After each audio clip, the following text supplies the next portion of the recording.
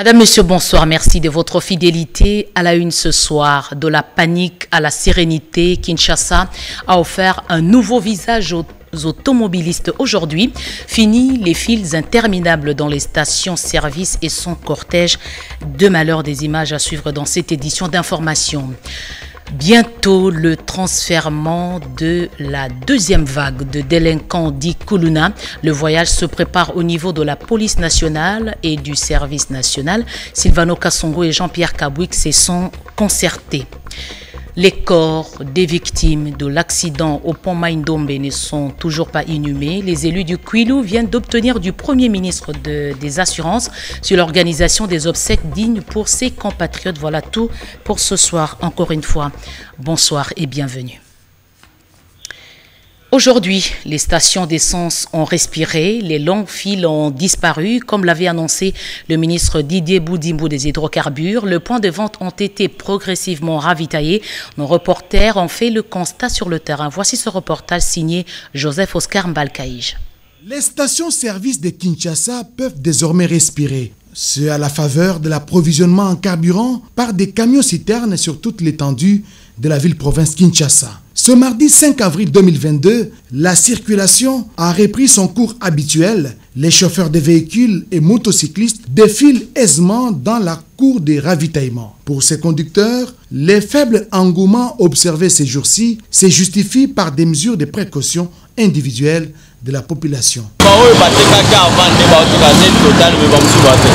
Ce sont ceux qui vendaient qui continuent à vendre et les prix n'ont pas varié. Aujourd'hui, il n'y a plus d'engouement. Les stations-service sont ravitaillées telles que l'avaient annoncé les ministres. Par rapport à la journée d'hier, la situation s'est améliorée. Les prix n'ont pas bougé. Par ailleurs, certaines pompes restent fermées en attendant les ravitaillements et les prix du carburant restent le même. Le président de la République a signé 2 ordonnances à la date du 4 avril 2022 portant d'abord prorogation de l'état de siège sur une partie du territoire de la République démocratique du Congo. Article 1er est prorogé pour une période de 15 jours prenant cours le 5 avril 2022. L'ordonnance du 3 mai 2021 telle que complétée à ce jour portant proclamation de l'état de siège sur une partie du territoire de la République démocratique du Congo. Article 2 sont abrogées toutes les dispositions antérieures contraires à la présente ordonnance. Article 3, le Premier ministre, le vice-premier ministre, ministre de l'Intérieur, Sécurité, Décentralisation et Affaires coutumières, le ministre d'État, ministre de la Justice et Garde des Sceaux, ainsi que le ministre de la Défense nationale et anciens combattants sont chargés, chacun en ce qui le concerne, de l'exécution de la présente ordonnance qui sort ses effets à la date de sa signature, faite à Kinshasa le 4 avril 2022. Félix-Antoine Tshisekedi Tshilombo, Jean-Michel Samalukonde Kyenge, Premier ministre, pour copie certifiée conforme à l'original, le 4 avril 2022, le cabinet du président de la République, Guilain Niembo, directeur de cabinet. La deuxième ordonnance, datée toujours du 4 avril 2022, portant nomination des mandataires publics au sein d'une entreprise du portefeuille de l'État dénommée DP World RDC SA. Article 1er, est nommé administrateur représentant de l'État actionnaire au sein du conseil d'administration de la société DP World RDC SA. Monsieur Kaozi Kabula. Article 2, sont nommés aux fonctions spécifiées au regard de leur nom les personnes dont les noms ci-après. 1. Monsieur Kaozi Kabouya, président du conseil d'administration. 2. Monsieur Laurent Michel Baouna, directeur général adjoint. Article 3. Sont abrogées toutes les dispositions antérieures contraires à la présente ordonnance. Article 3. La ministre d'État, ministre du portefeuille, est chargée de l'exécution de la présente ordonnance qui sort ses effets à la date de sa signature, faite à Kinshasa le 4 avril 2022. Félix-Antoine Tshisekedi Tshilombo, Jean-Michel Samalukonde Kyenge, Premier ministre, pour copie certifiée conforme à l'original, Kinshasa le 4 avril 2022, le cabinet du président de la République, Guilain Niembo Bouizia. Deux sociétés minières au Sud Kivu s'opposent à une mission de contrôle, un comportement suspect qui a coûté à la ministre des Mines une question orale avec débat au Sénat. Antoinette Samba a obtenu de revenir lundi prochain pour des réponses précises. On fait le point de la plénière avec Sandra Nyangitabou, Gelor Kimpianga, Denis Kongi. Dans le cadre du contrôle parlementaire, la ministre des Mines était ce mardi à la Chambre haute du Parlement. Antoinette Samba était venue répondre à la question orale avec débat lui adressée par la sénatrice Victorine Luessé suite au refus des deux sociétés exploitant les minerais de Sud Kivu de recevoir dans leurs installations une mission de l'État congolais conduite par le ministre provincial de Mines du Sud Kivu. Après avoir planté le décor avec sa question orale, le débat s'en est suivi. 45 sénateurs ont pris la parole pour obtenir de la ministre les réponses sur des questions précises.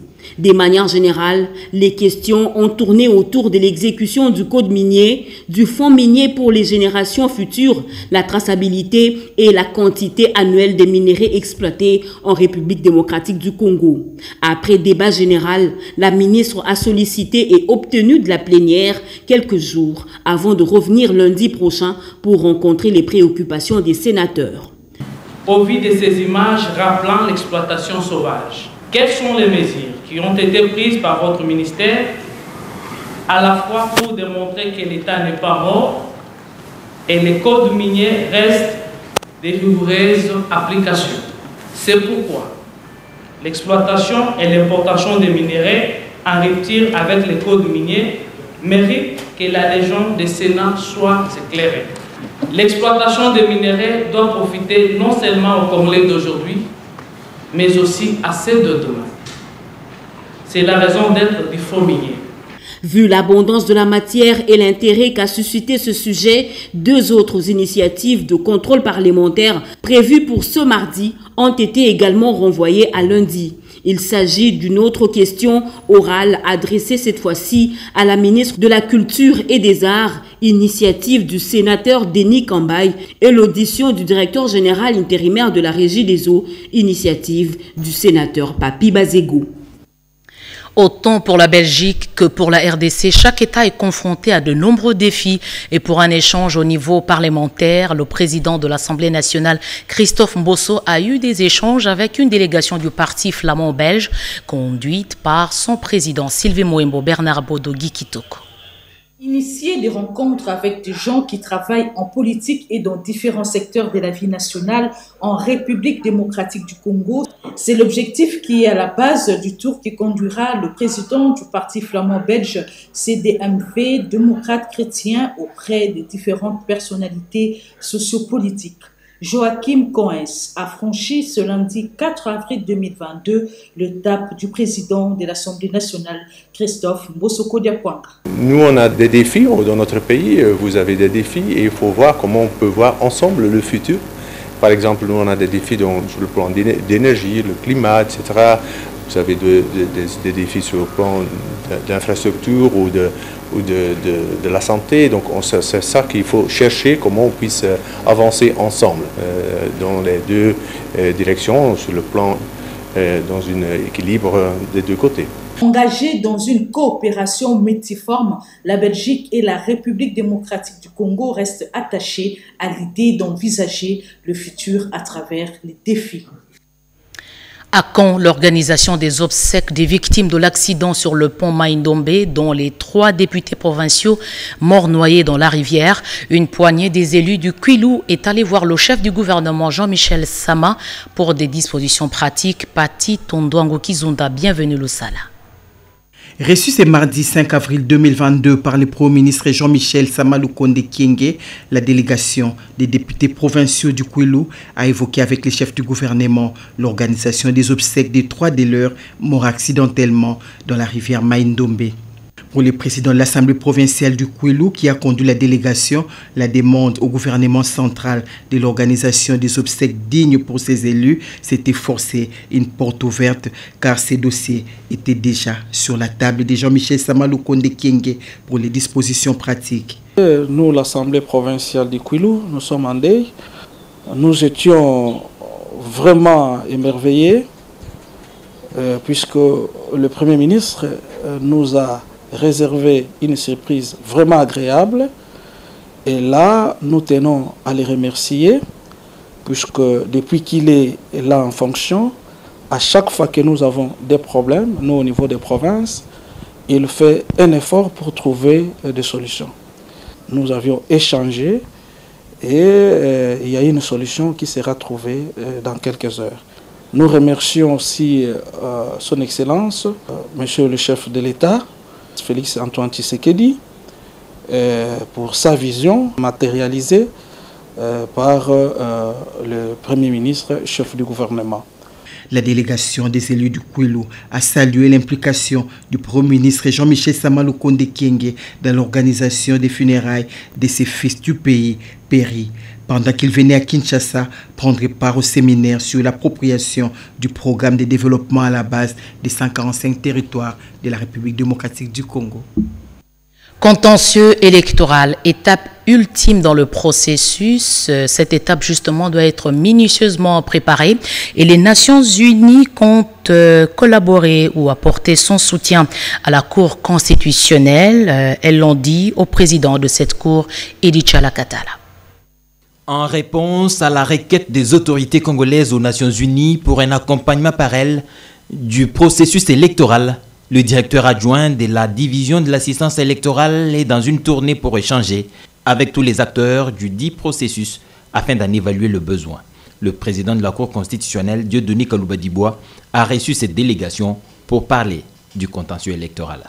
Nous essayons de rencontrer toutes les parties prenantes au processus électoral, aussi bien au niveau du gouvernement, des institutions de la République que des autres acteurs comme les partis politiques, la société civile et les partenaires internationaux qui sont basés ici.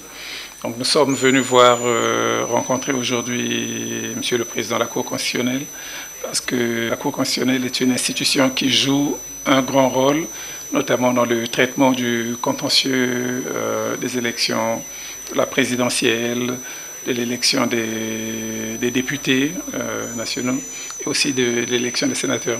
C'est dans ce cadre que nous sommes venus échanger avec le président de la Cour constitutionnelle pour avoir son point de vue sur le déroulement du processus et éventuellement ce qu'il pensait être la priorité ou les défis de la Cour constitutionnelle dans le processus électoral que nous venons de commencer. Des rencontres qui préparent les prochaines échéances électorales que tout le monde veut apaiser et participatives. Résurgence des Kuluna à Kinshasa, une nouvelle vague va être transférée dans les heures qui suivent à Kanyamakasese pour une rééducation. Pour harmoniser le calendrier, le commandant du service national, le général Jean-Pierre Kassongo Kabwik et le numéro 1 de la police à Kinshasa, Silvano Kassongo, se sont concertés. Cédric Eninambo. Ils se sont retrouvés pour harmoniser leur vue au sujet du transfèrement de la prochaine vague de délinquants communément appelés Kuluna. Les commandants du service national Jean-Pierre Kassongo Kabwik et les commissaires divisionnaires de la police nationale congolaise, ville de Kinshasa, Silvano Kassongo, ont ensemble mis sur pied ces plans opérationnels. Les Kuluna arrêtés et ceux qui commettent des forfaits sont donc avertis. Dans les prochaines heures ou les prochains jours, on va vous déterminer. Les prochaines vagues vont commencer à aller, mais c'est pour très bientôt. Vous savez, il y a la résilience des Kuluna ces derniers temps, les gens se plaignent par-ci par-là. La police est à pied d'œuvre. Nous avons un grand nombre de Kuluna qui sont déjà disponibles et les autres qu'on va arrêter d'ici là. Nous avons les fichiers des criminels. Je crois que d'ici une semaine ou 2 jours, 3 jours, il y aura des vagues, il y aura des gens qui vont aller à Kanyamakasese. Nous demandons à la population de nous faire confiance et de nous dénoncer. Il y a les boîtes à suggestions qui sont partout à travers toutes les communes. Allez déposer calmement, discrètement les noms des chefs d'écurie, les gens qui dérangent les quartiers, les communes, pour que nous les mettons hors d'état de nuire. La traque se poursuit pour mettre hors état de nuire tous les chefs des gangs et bandits urbains qui sèment la terreur et la désolation dans la ville de Kinshasa. Justement, les taux se resserrent autour des Kuluna. Ils ont jusqu'au 15 avril pour se rendre. La G24 leur propose de troquer leur machette contre des outils de travail. L'appel est de l'honorable Jean-Marie Lukulasi, Sandra Nyangitabo, Charmant Lelo.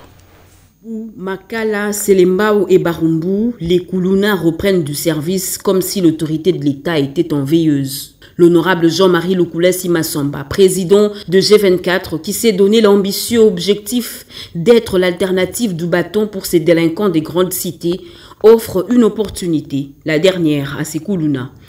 On a convoqué quelques Kuluna identifiés na Funa.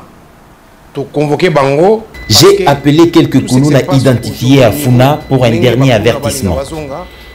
Ils sont ici et je leur ai transmis ce message des autorités du pays. Kinshasa n'a plus de place pour les Kuluna. Venez vous identifier sur Kauka à G24.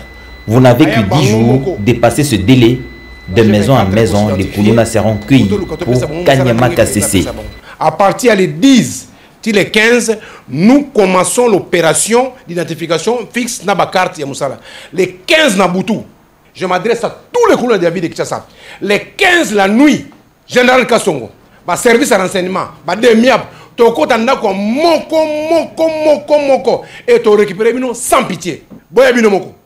Nakauka, avenue Université numéro 87, Banamakala, Bumbu, Yolo Nord, Yolo Sud, tout partout où Kuluna yali, na Kinshasa, venez. Les messages d'appel à la réconciliation seront lancés et ne pourront être épargnés du courroux du général Kassongo Silvano que ceux qui entendront la voix de la raison. Et l'honorable Jean-Marie Lukulasi Massamba est déterminé à concrétiser la vision et le combat du chef de l'État, Félix Antoine Tshisekedi Tshilombo, de lutter contre le banditisme urbain. Ne compte pas s'arrêter en si bon chemin. Comment contribuer au renforcement de l'autorité de l'État? L'axe choisi est d'appuyer le programme d'appui à la gouvernance. Le plan opérationnel a été validé au cours d'un atelier qui a ouvert ses portes à Kinshasa. José Baïtouambo, explication. L'objectif poursuivi dans cet atelier est de contribuer au renforcement de l'autorité de l'État à travers l'appui à la mise en œuvre de plans d'action de sécurité par les autorités nationales. Devant quelques membres du gouvernement, du chef d'état-major général des forces armées, les commissaires généraux de la police nationale congolaise, l'ambassadeur du royaume de Pays-Bas, les gouverneurs et vice-gouverneurs de provinces du Sud et Nord Kivu, mais aussi de l'Ituri. Jean-Claude Molipe Mandongo a, à l'occasion de l'ouverture de cet atelier de validation du plan opérationnel pour sa mise en œuvre, rendu des hommages mérités au chef de l'État, Félix Antoine Tshisekedi Tshilombo, commandant suprême de l'armée et de la police. Cet atelier revêt d'une importance toute particulière en cette période où nos forces de défense et de sécurité s'emploient jour et nuit dans la partie est du pays pour assurer l'intégrité territoriale, rétablir la paix et restaurer l'autorité de l'État, principalement dans les provinces de l'Ituri, de Nord Kivu et du Sud Kivu. Le gouvernement de la République s'est engagé sous l'égide du président de la République à mettre sur pied une politique de défense et de sécurité. Jean-Claude Molipe Mandongo a remercié cependant les partenaires impliqués, notamment le Royaume de Pays-Bas, au travers le programme ESPER. Il est possible d'investir en République démocratique du Congo dans la filière cuir. Les offres ont été présentées à l'Expo Dubaï 2020 par le directeur général de l'ANADEC, Ezekiel Bidoya. Retour sur l'événement avec Edith Chalakatala et Mireille Ndeke Silouvondi. Devant une bonne brochette de potentiels investisseurs à intéresser, le directeur général de l'Agence nationale pour le développement de l'entrepreneuriat ANADEC, Ezekiel Bidoya, a présenté la situation de la RDC dans le développement de différentes filières avec un focus sur la filière cuir. Pour une première participation, l'ANADEC se veut modeste mais nourrit de grandes ambitions pour l'avenir, s'étant pour la première fois ouvert aux petites et moyennes entreprises. La participation à l'Annual Investment Meeting était une grande école pour l'ANADEC. Il s'avère heureusement que pour cette première édition où l'AIM a intégré cet aspect d'entrepreneuriat, l'ANADEC est présent et il n'est pas seul. L'ANADEC est accompagné de quelques PME et des startups qui sont venus pour effectivement présenter leurs produits, rencontrer certains investisseurs et les startups qui vont même pitcher ou faire des présentations de leurs projets devant un tas d'investisseurs pour que finalement ils puissent obtenir les financements. Avec un stand dans ce forum d'affaires, plusieurs personnalités ont eu l'occasion de connaître cette agence, de discuter avec le directeur général sur sa vision des opportunités de formation et autres. Faire des élections un succès en RDC, c'est possible. Denis Kadima, président de la CENI, a fait cette exhortation devant les chrétiens de la mission sacerdoce royale. Il a appelé à une implication au processus électoral. Tétis Samba, Hervé Poudi. Les chrétiens de la confession religieuse Mission Sacerdoce Royale ont été honorés par la visite du président de la Commission électorale nationale indépendante. Denis Kadima Kazadi a assisté au culte du 3 avril 2022 au cours duquel il les a exhortés à voter de façon responsable. Nous savons que le pays a des capacités. Nous pouvons faire de nos élections un succès. Chacun à son niveau. Seul, je ne peux rien faire. Nous avons besoin d'abord de la direction de notre Seigneur. Et chacun à votre niveau, nous serons heureux de vous voir participer à toutes les opérations électorales, la sensibilisation des électeurs. Le patron de la centrale électorale est notamment revenu sur le devoir civique que doit accomplir chaque citoyen lors des consultations électorales de 2023. Il est possible que cette année, l'inscription des électeurs se fasse en même temps que le recensement de la population. Il nous faut une participation maximale jusqu'au vote lui-même. Il faudra aussi observer les élections. Parce que c'est notre pays. Nous sommes une équipe de 15. Chacun travaille d'arrache-pied. Le plus important, c'est vous. Je compte sur vous, sur ça. Message capté 5 sur 5 par les fidèles de cette église, dirigée par son évêque général, Israël Dodo Kamba, situé dans la 6e rue limitée industrielle. Rideau sur la 3e édition Moissy à Boigna. 3 journées d'exposition et de vente organisées ici à la RTNC. Ces fut des journées de valorisation des activités novatrices des femmes en Afrique. Détail Rodé Panda. Vente de la 3e édition Moissy à Boigna a vécu du 29 au 31 mars 2022. 3 jours d'exposition, de productions diverses, 3 jours d'enseignement, d'échanges et de réflexions autour des valeurs multiples que porte la femme et 3 jours de détente organisés par une femme, la présidente de ces activités, Monique Touakoula, auteure et présentatrice de l'émission Moissy à Boigna. Les exposants installés dans différents stands dans l'enceinte de l'hôtel Invest avec leurs articles en vente, habits, œuvres d'art et nourriture étaient au rendez-vous, soit pour rivaliser les talents féminins, soit pour faire la promotion des capacités et compétences d'imagination et de créativité de la femme. Panéliste Mike Mpoy de IPAS a animé une conférence sur les droits des femmes, enjeux et défis selon les contextes de la RDC. Il a insisté dans son exposé que la femme congolaise ne doit pas courber la tête, elle mérite sa place au sein de la communauté en tant que colonne vertébrale. Le directeur général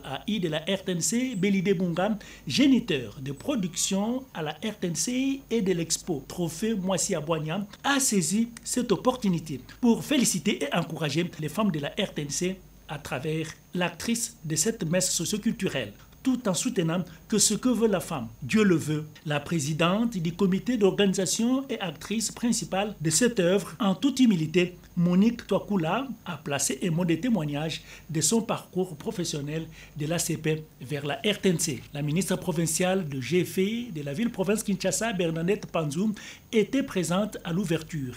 Et au 3e jour, elle est venue clôturer une symbolique de la fin des activités consacrées au mois de mars dédié aux droits de la femme. Elle a martelé sur le respect et la prise de conscience par la femme du rôle qu'elle est censée jouer. En ma qualité du responsable du secteur du genre dans notre ville capitale, je déclare closes les activités organisées par les trophées de l'excellence Moissy à Boigna. Ainsi, se sont éteints les lampions de cette expo, vente Moissy à Boigna. Le lieu est connu, c'est en Bujimaï qu'aura lieu la cérémonie de clôture des activités liées au mois de la femme C'est le jeudi prochain. Déjà, Gisèle Ndayaloseba, ministre du Genre, est arrivée sur place pour baliser le chemin. Les structures féminines sont très engagées dans la mobilisation. Cédric Keninambo, commentaire.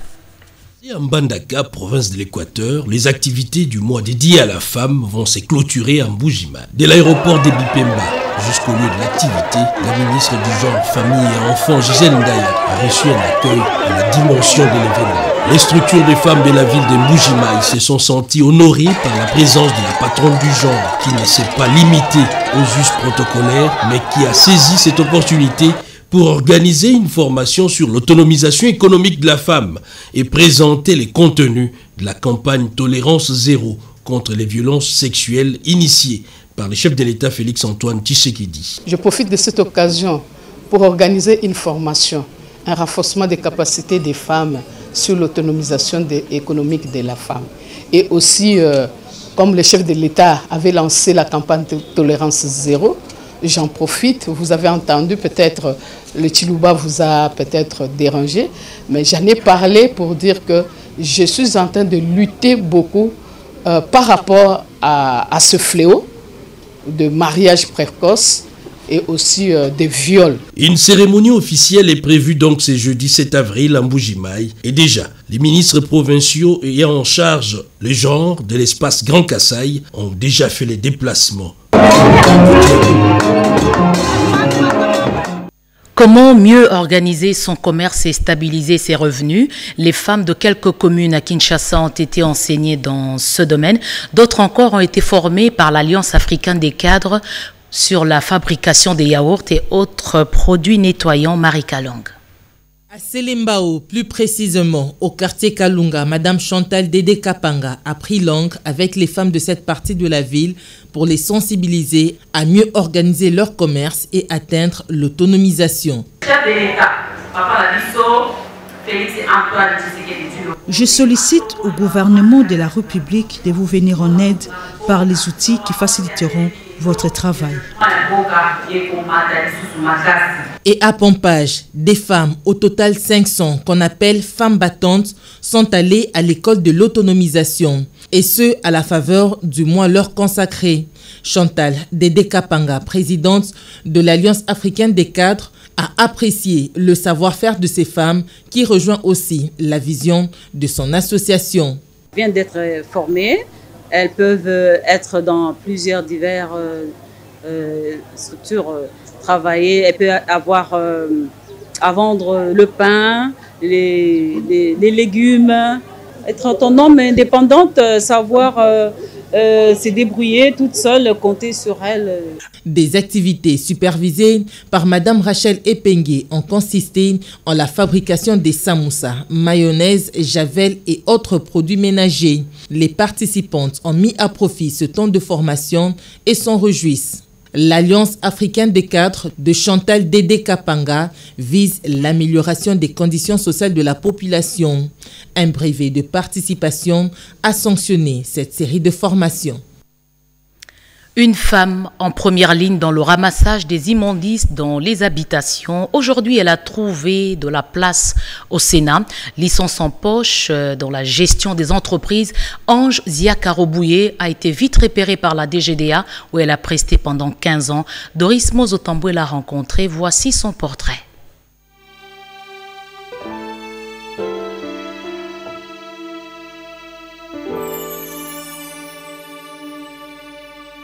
Originaire de la province du Maniema, Ange Ziakarobouye est née à Oicha, à Beni, dans le Nord Kivu, où elle fait ses études primaires et une moitié de ses études secondaires avant de les terminer à Bukavu, dans le Nord Kivu, dans la section commerciale.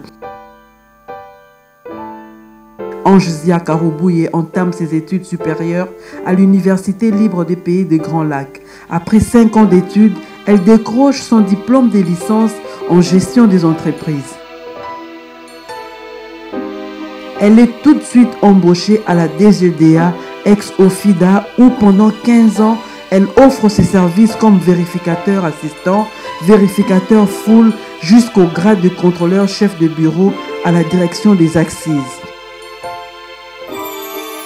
Mariée à Éric Roubouye, Ange Ziaka est mère de 3 filles.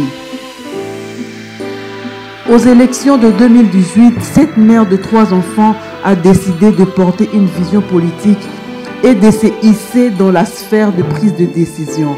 Au sénatorial à Kinshasa, elle est l'unique femme élue sénatrice aux côtés de 7 hommes.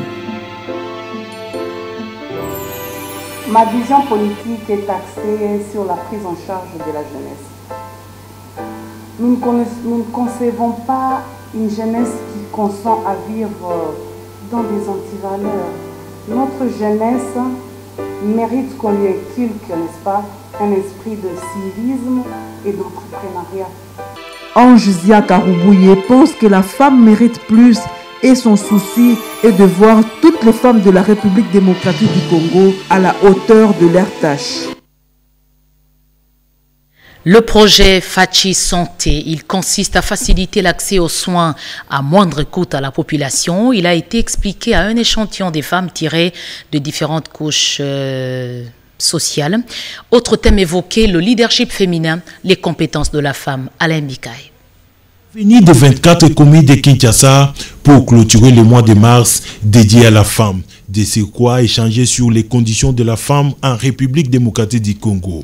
Ces femmes membres du collectif Promo Jeunesse Santé Fachi ont été sensibilisées sur les rôles de la femme dans la société et l'égalité des chances. Julie Mundadi et Mireille Wangata se sont penchés sur l'émergence du leadership féminin et les compétences féminines dans la gestion de la chose publique et la famille, c'est le débat de la communauté. Pour elle, la femme congolaise a toutes les capacités pour relever les défis multiformes de la vie, surtout dans la gestion des ressources humaines. C'était aussi l'occasion pour les conseils du chef de l'État au Collège Santé Bien-être, le docteur Joël Mundadi, d'expliquer à l'assistance les objectifs du projet Fachi Santé. Un projet qui soutient la vision du chef de l'État pour faciliter la population à l'accès des soins de santé de qualité à moindre coût. Pour boucler en beauté ces activités, les artistes et musiciens Karmapa et Mbiliabel ont apporté l'ambiance et la gaieté à cette rencontre. Spoliation de l'école Yenge à Kasangulu. Nous sommes là au Congo central. Le comité des parents monte au créneau pour dénoncer les opérations de vente de cet espace public. Les élèves ont organisé une marche pour sauver cette école centenaire Rodépanda. Le comité des parents est une structure qui facilite les relations entre les tuteurs d'élèves et l'école. C'est dans cette optique qu'il joue également le rôle d'un soutien majeur à l'école en cas de difficulté. Mbele Jérémy, président du comité des parents de l'école Yenge, école conventionnelle de Kasangulu, s'est dit très préoccupé et dénonce la spoliation du terrain de cette école et en appelle au bon sens des compatriotes auteurs de cette spoliation. Les parents n'ont jamais été d'accord de cette expoliation. Nous demandons à nos autorités de faire tout et de défendre que ce terrain ne soit pas expolié. Je ne sais pas si vraiment un individu peut venir expolier les terrains d'une mission qui date, qui a fait déjà 100 ans, plus de 100 ans déjà. Alors nous avons toujours demandé aux autorités qu'ils nous viennent en aide, afin que ce terrain, le droit de la mission Sebiko Yenge soit rétabli comme dans l'État. Quelques élèves de cette école ont également réagi. Nous ne voulons pas que notre école soit vendue, que les autorités nous viennent en aide. Les autorités politico-administratives du territoire de Kasangulu, par ricochet celles de la République, invitées à tout mettre en œuvre pour que cesse en République démocratique du Congo cette pratique de spoliation des concessions des écoles, hôpitaux, églises et autres espaces publics. Et pour terminer, après la débâcle de M23 à Rutshuru au Nord Kivu, l'heure est au redéploiement des éléments de la police nationale congolaise pour sécuriser justement les personnes et leurs biens. Le commissaire général adjoint de la PNC en charge de l'administration, le général Patience Mouchid, est sur le terrain pour s'assurer du bon déroulement de cette opération. En province du Nord Kivu, le commissaire général adjoint en charge de la police administrative et le commissaire divisionnaire Patience Moshidiya Filemon a effectué ce dimanche 3 avril 2022 une descente dans le territoire de Rutshuru. Objectif, armer moralement les éléments de la police du district de Rutshuru en cette période où cette entité territoriale est toujours menacée par les rebelles du M23. Dans une parade animée à l'aérodrome de la cité de Kiwanja, le commissaire divisionnaire Patience Moshidiya a invité les policiers à travailler à côté des FARDC, surtout sécuriser les agglomérations déjà récupérées par les forces loyalistes. Le commissaire général de la police, à ma qualité de chargé des opérations, je suis venu ici à Kiwanja afin de travailler avec la police. Cette police qui s'est retirée des zones sinistrées occupées par le M23 pour donner du courage à cette police, pour réarmer moralement cette police, pour donner les moyens, pour étudier quels sont les moyens que nous allons donner à cette police pour qu'elle sécurise la population et c'est bien. 2, je suis venu armer moralement cette police de travailler avec les forces armées de la République démocratique du Congo. Chers journalistes, comprenez-moi, nous avons tout simplement une seule armée dans ce pays. Et pendant ces moments difficiles que l'armée traverse, notre police, nous devons épauler, nous devons assister les forces armées de la République. Je suis venu instruire cette police de travailler à côté de l'armée pendant ces moments difficiles, de sécuriser même les agglomérations qui sont ou qui seront libérées par les forces armées de la République. Voilà une de mes occasions ici à Kiwanja. Et pour terminer, je suis venu échanger avec les autorités politico-administratives qui sont ici, l'AT et l'ATA, qui nous ont mis au point de toute la situation que traverse cette zone. Voilà d'une façon ramassée la mission d'inspection du commissaire général de la police, chargé de la police administrative, à l'époque opération et renseignement. A noter que le commissaire général adjoint de la police administrative en RDC a été accompagné dans cette descente par le commissaire provincial de la PNC au Nord Kivu, le commissaire divisionnaire adjoint Abba Van Hang. Messieurs, ce journal est terminé. Merci de l'avoir suivi. Je rappelle la principale information. Vous l'avez certainement constaté, la panique a cédé la place à la sérénité à Kinshasa, qui a offert un nouveau visage aujourd'hui aux automobilistes. Donc fini les files interminables dans les stations d'essence et son cortège de malheur, notamment les embouteillages ainsi que l'augmentation des prix de la course. Je vous retrouve demain à 20h, mais tout à l'heure à 23h, le journal, c'est avec Malumbela. Restez avec nous, le programme continue.